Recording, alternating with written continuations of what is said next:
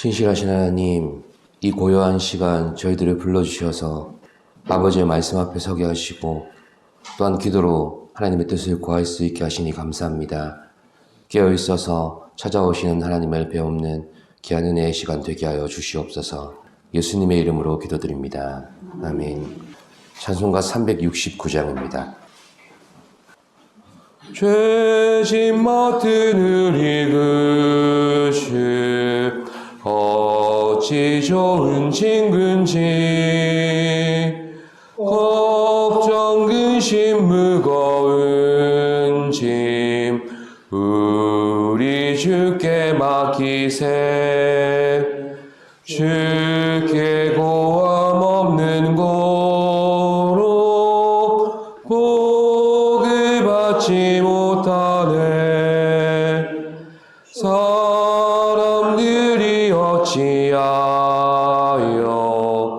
아랠 줄을 모를까.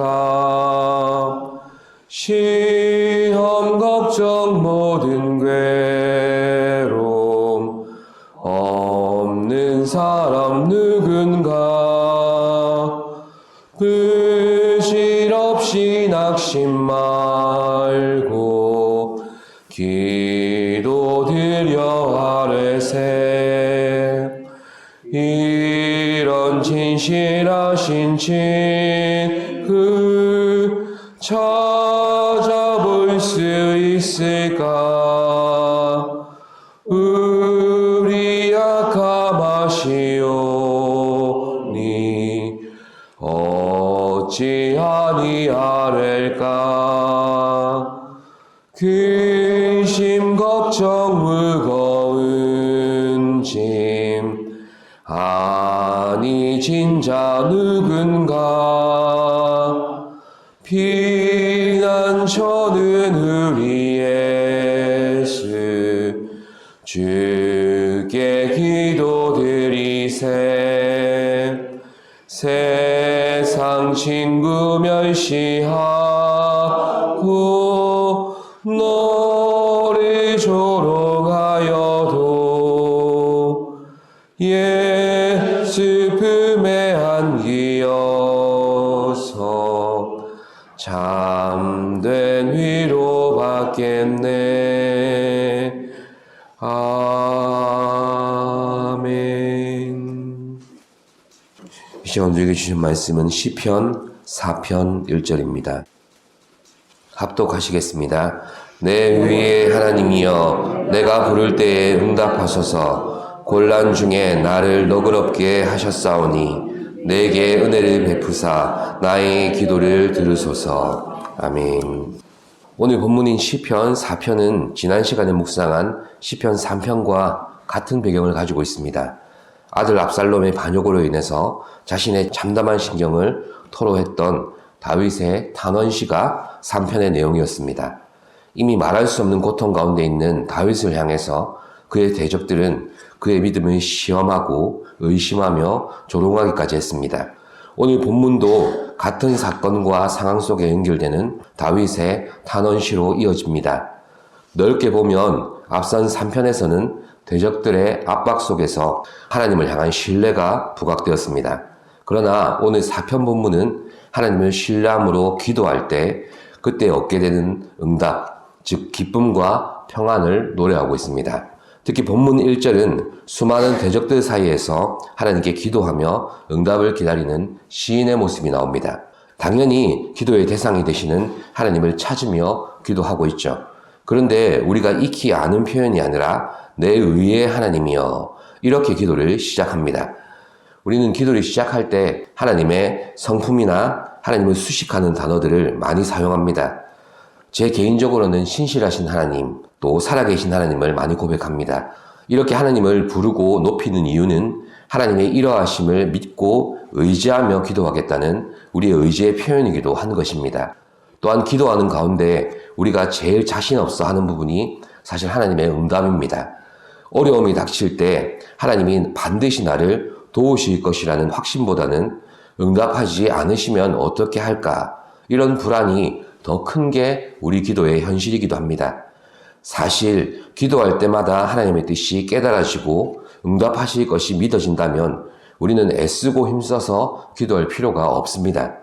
그렇지 않기 때문에 간구하고 때로는 슬피 울며 탄식하기도 하고 하나님을 붙들고 늘어지는 것입니다. 결국 하나님의 어떠하심을 붙들고 기도한다는 것은 우리의 기도의 방향과 내용을 결정해 주기도 하고 더 나아가서 응답을 경험하게 하는 원인이 되기도 합니다. 그렇다면 사나운 대적들의 압박 속에서 내 의의 하나님이여 이렇게 기도의 입술을 여는 다윗의 기도는 우리에게 무엇을 말해줍니까? 지금 다윗이 간절히 소망하며 찾고 있는 하나님이 바로 의로우신 하나님이라는 겁니다.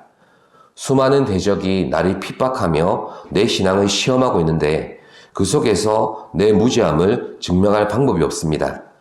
다윗의 대적들은 지금 다윗에게 옳고 그름을 따지고자 공격하는 게 아닙니다. 어떻게 하든지 무너뜨려서 좌절과 낙심에 불신앙으로 떨어뜨리고자 하는 것입니다. 그러니 이 상황 속에 가장 절박하게 찾을 수밖에 없는 하나님이 바로 의로우신 하나님 아니겠습니까? 절박한 상황에 내몰려서 찾는 의로우신 하나님인 것 같지만 아닙니다. 사실 세상의 모두의 오해 속에서 하나님만이 나의 의로움을 아실 것이라고 믿고 구하는 다윗의 모습을 살펴보십시오. 엄청난 신뢰의 기도입니다.